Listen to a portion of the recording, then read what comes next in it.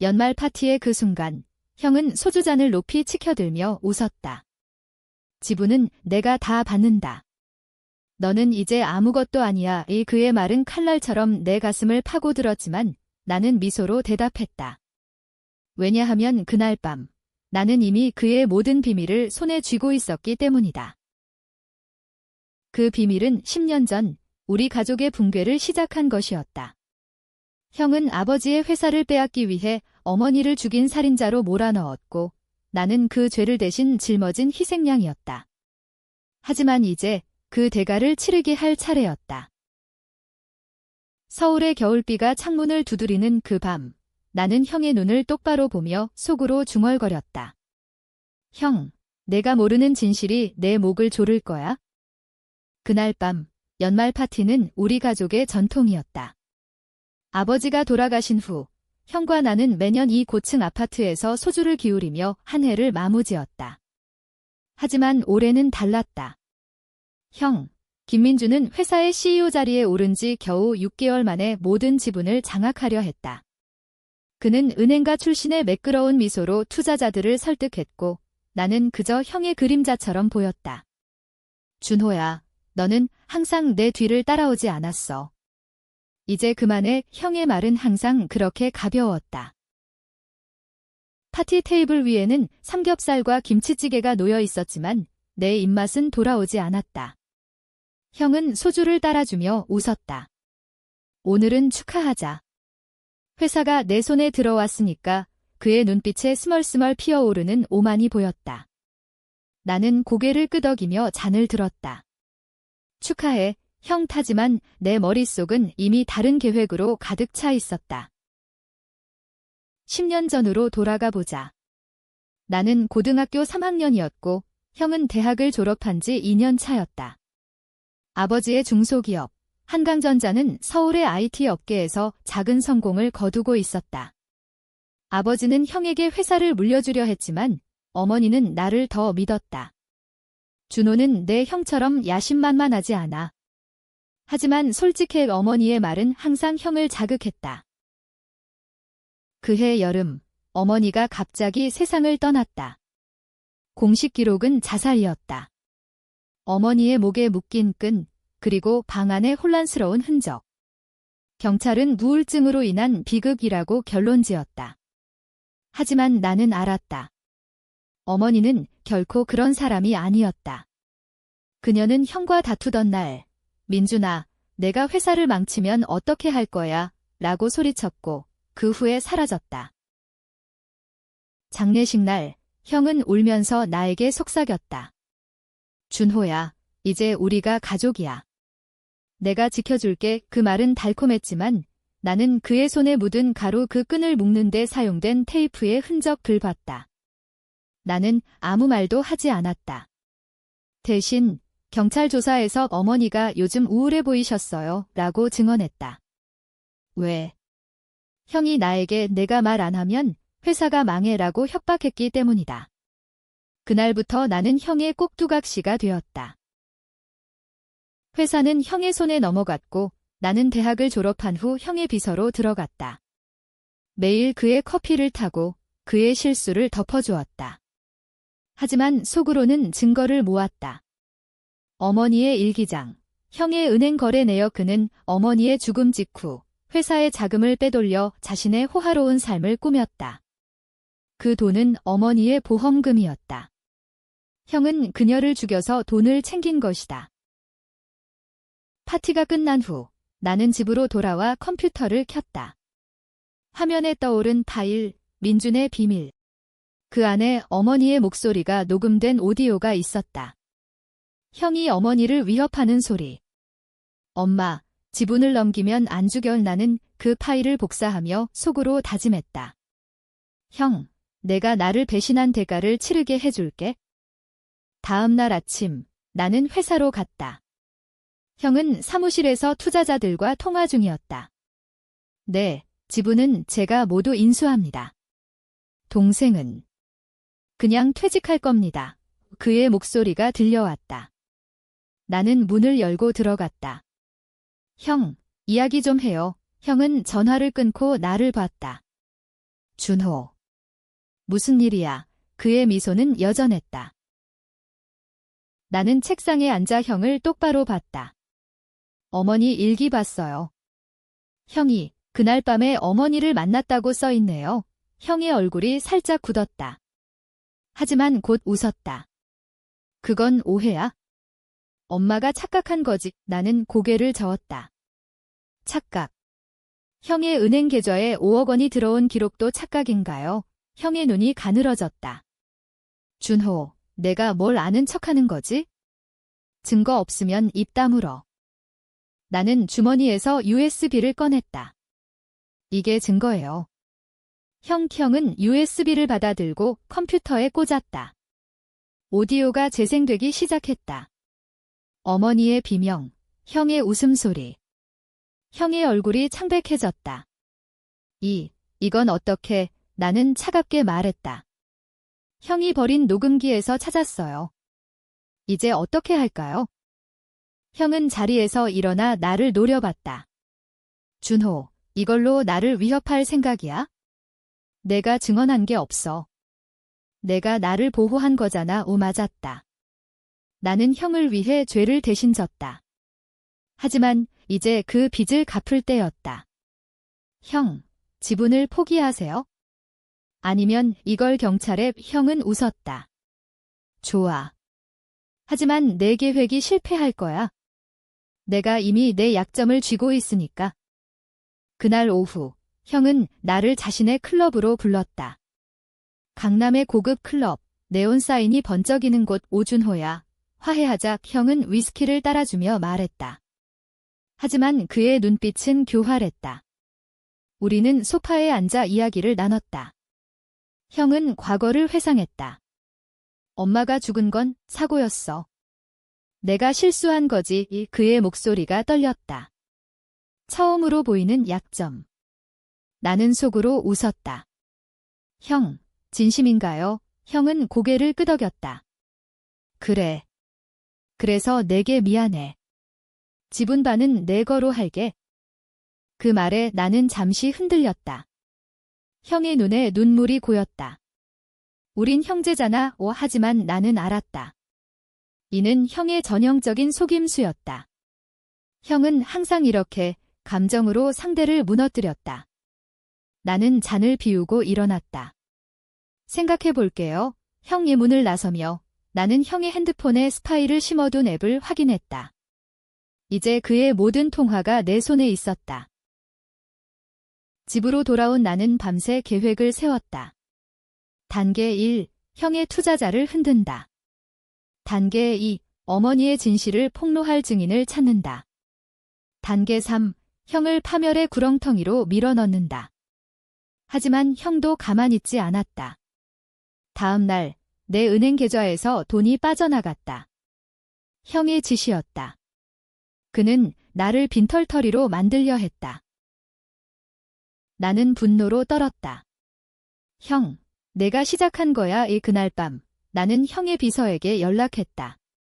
그녀는 형의 첩으로 나의 동맹이었다. 준호 씨, 민준 씨가 당신을 없애려 해요. 그녀의 말에 나는 고개를 끄덕였다. 이제 전쟁이 시작되었다. 형의 속임수는 예상보다 교활했다. 다음 주 회사 이사회에서 형은 나를 공개적으로 비난했다. 김준호는 무능력하다. 지분 양도에 동의하지 않으면 퇴출시킬 것이다. 이사회 멤버들은 고개를 끄덕였다. 그들 대부분은 형의 돈으로 매수된 사람들이었다. 나는 미소 지으며 말했다. 형, 증거를 보여주세요. 내 무능의 증거를. 회의실은 침묵에 휩싸였다. 형은 서류를 꺼내 들었다. 내가 회사의 자금을 횡령한 기록이야. 그 서류는 위조였다. 내 이름으로 된 송금 내역, 하지만 실제로는 형의 계좌로 간 돈이었다. 나는 웃었다. 형, 그건 형의 계좌번호잖아요. 오타인가요? 형의 얼굴이 붉어졌다. 이사회가 웅성거렸다. 회의 후, 형은 나를 복도로 끌고 갔다. 준호, 내가 뭘 하려는 거야? 형제간에 왜 이렇게. 그의 목소리가 갈라졌다. 나는 그의 팔을 뿌리쳤다. 형제. 형이 어머니를 죽인 후에 형은 주변을 둘러보고 속삭였다. 그건 엄마가 먼저 나를 공격했어? 칼을 들고. 나는 자위였어. 그의 말은 처음 듣는 것이었다. 어머니가 칼을 들었다. 그건 불가능했다. 어머니는 약한 사람이었으니까. 나는 형의 말을 믿지 않았다. 하지만 의심의 씨앗이 심어졌다. 집에 돌아와 어머니의 일기장을 다시 펼쳤다. 마지막 페이지, 민준이가. 미쳤어. 그는 나를 죽이려 해, 준호야. 미안해. 내가 대신 글씨가 끊어져 있었다. 대신. 어머니는 나에게 무언가를 숨겼다. 나는 경찰 기록을 다시 봤다. 자살로 결론 났지만 부검 보고서에 목에 압박 흔적이 적혀 있었다. 살인이었다. 그날 밤 나는 형의 척, 지은이를 만났다. 카페에서 그녀는 떨리는 손으로 커피를 마셨다. 준호 씨, 민준 씨는 당신 어머니를 죽인 게 아니에요. 하지만 당신 아버지를 죽인 건 맞아요. 그녀의 말에 나는 얼어붙었다. 아버지. 아버지는 심장마비로 돌아가셨다고 했다. 아버지가 회사를 형에게 넘기려 하자 민준 씨가 약을 타 넣었어요. 그리고 어머니는 그걸 알았어요. 그래서 민준 씨를 막으려 했죠. 모든 게 연결되었다.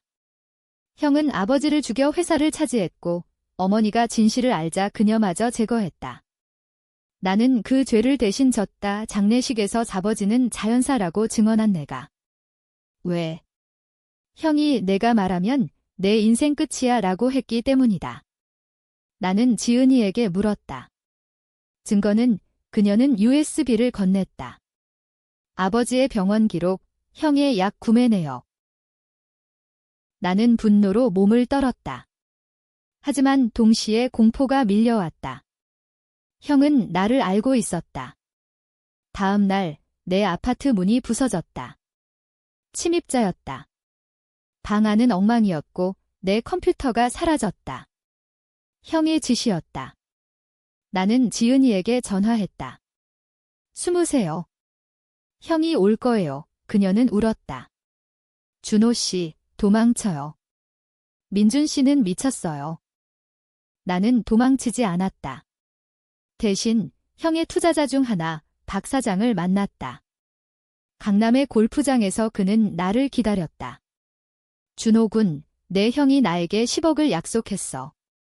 하지만 내 증거를 봤어. 나는 USB를 보여줬다.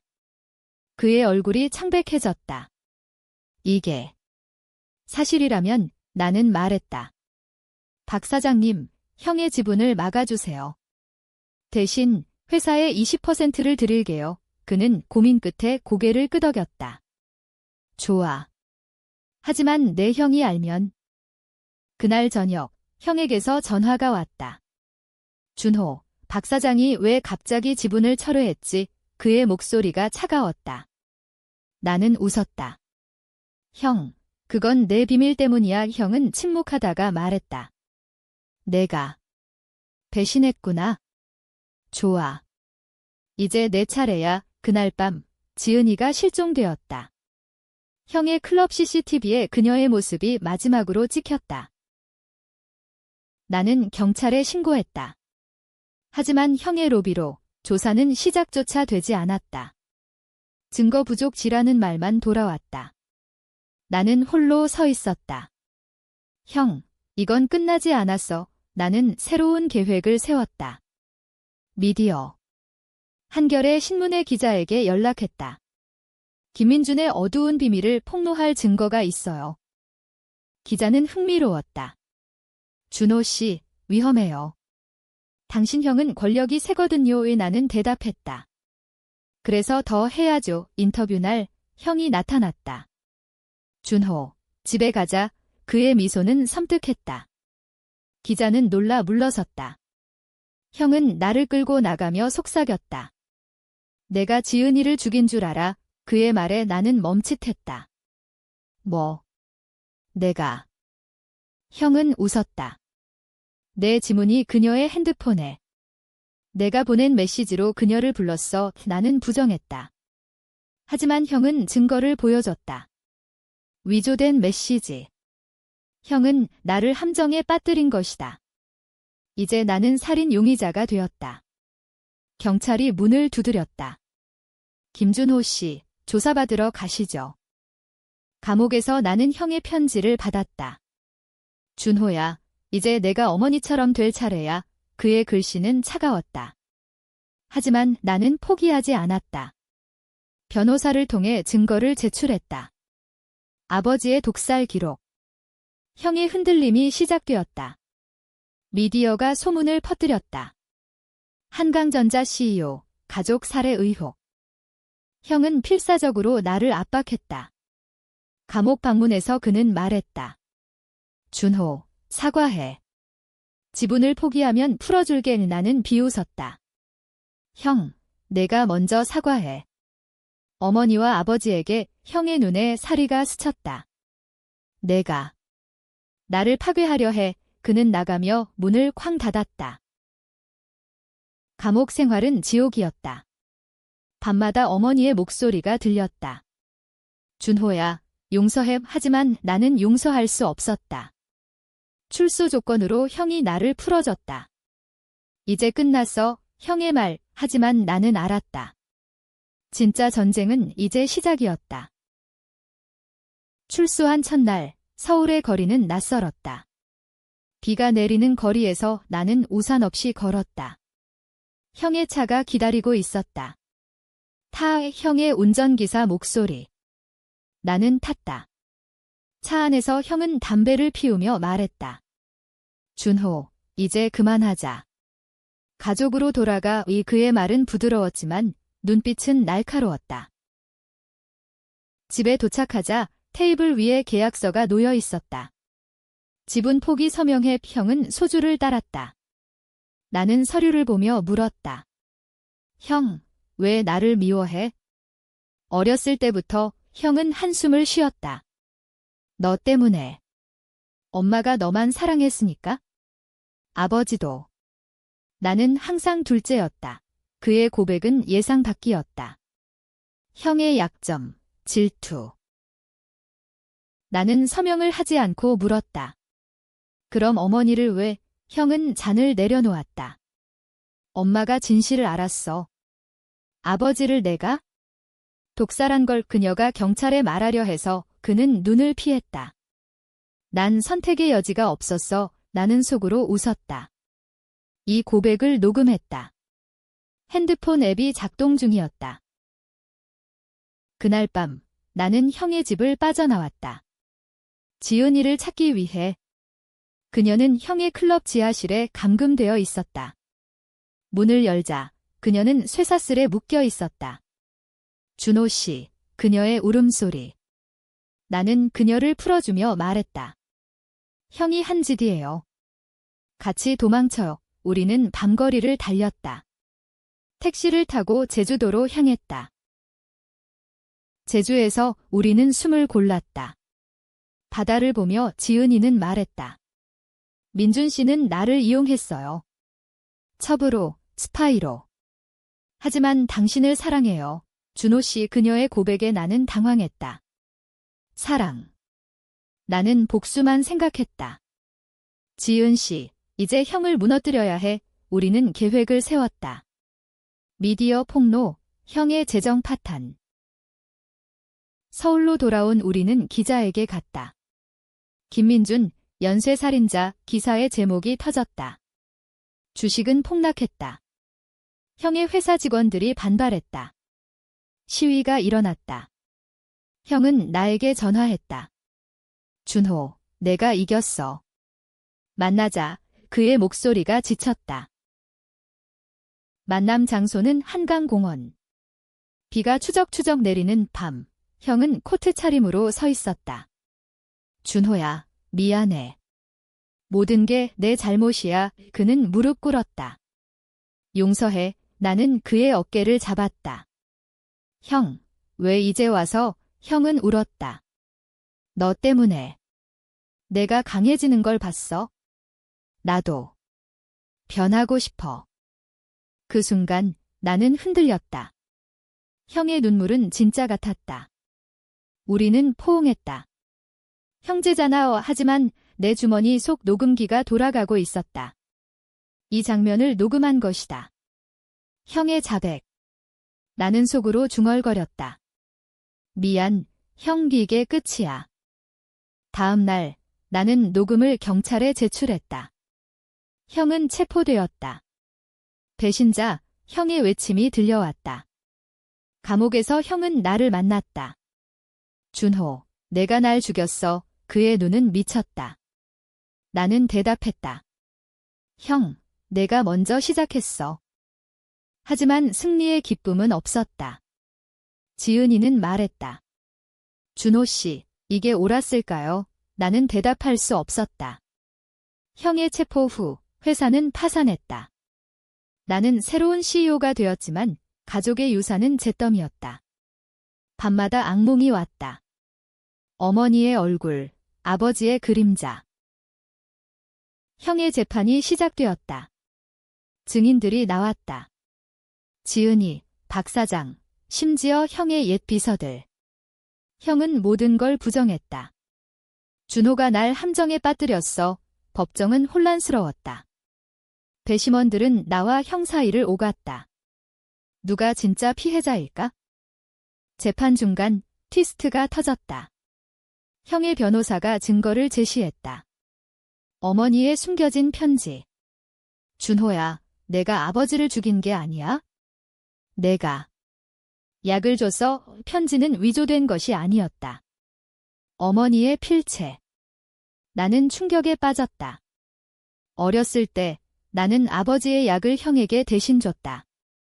형이 준호, 내가 타오라고 시켰고 나는 순진하게 따랐다. 그 약에 독이 있었다. 모든 게 뒤집혔다. 나는 공범이었다. 형은 웃었다. 봤지? 우린 똑같아. 법정은 소란스러웠다. 나는 무너졌다. 아니야. 형이 시켰어. 하지만 증거는 나를 가리켰다. 재판은 지옥이었다. 변호사는 나를 노려봤다. 피고인 김준호, 당신은 아버지 살해 공모자입니다. 나는 고개를 저었다. 형이, 민준이가 지시했어요. 하지만 형은 고요하게 앉아 미소 지었다. 그의 눈은 승리자의 것이었다. 배심원들은 속삭였다. 형제가 서로를 파괴하다니. 재판 휴식 시간, 지은이가 나를 찾아왔다. 준호 씨, 그 편지는 내가 썼어요. 그녀의 고백에 나는 놀랐다. 왜? 그녀는 울었다. 민준 씨가 강요했어요. 당신을 무너뜨리라고. 하지만 이제 후회해요. 트위스트였다. 지은이는 형의 꼭두각시였다. 그녀의 사랑은 거짓, 모든 게 함정. 나는 분노로 떨었다. 지은 씨, 왜 나를? 그녀는 대답했다. 민준 씨가 약속했어요. 나를 자유롭게 해준다고. 하지만 이제 그녀도 위험했다. 형은 그녀를 버릴 터였다.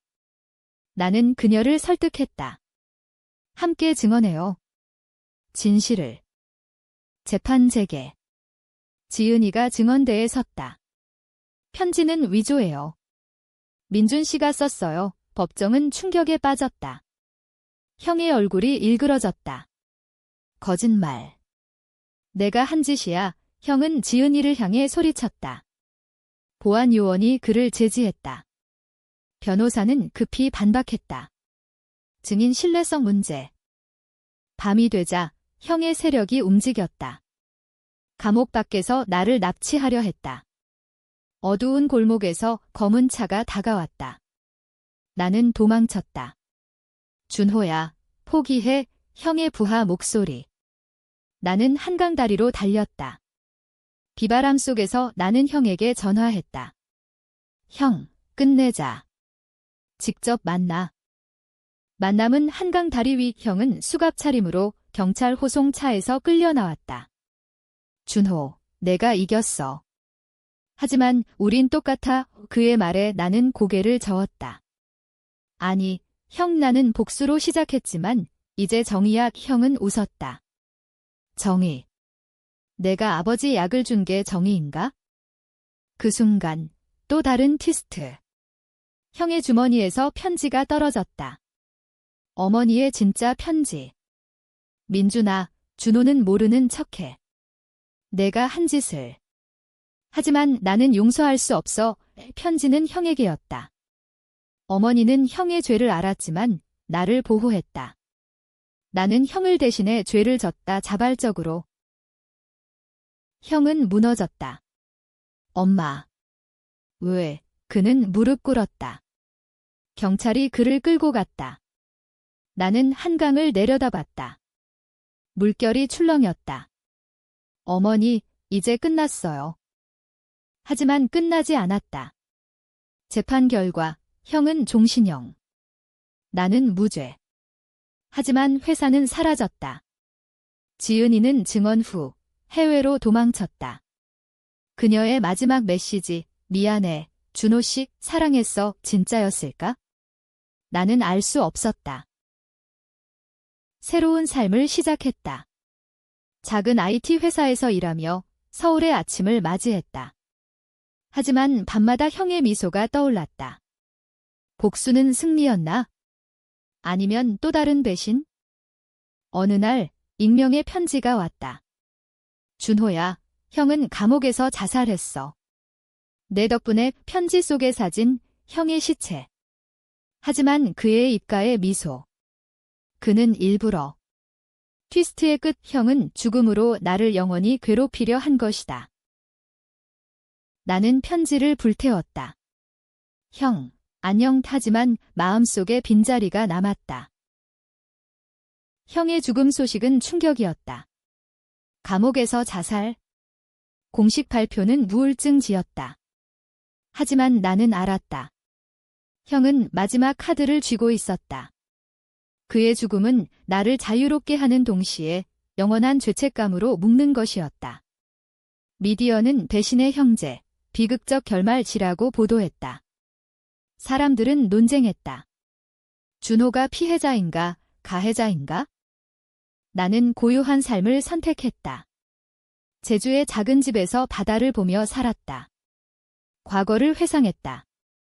어렸을 때 형과 함께 한강에서 낚시하던 날. 예준호야, 형이 지켜줄게. 그 약속은 언제 무너졌을까? 어머니의 죽음?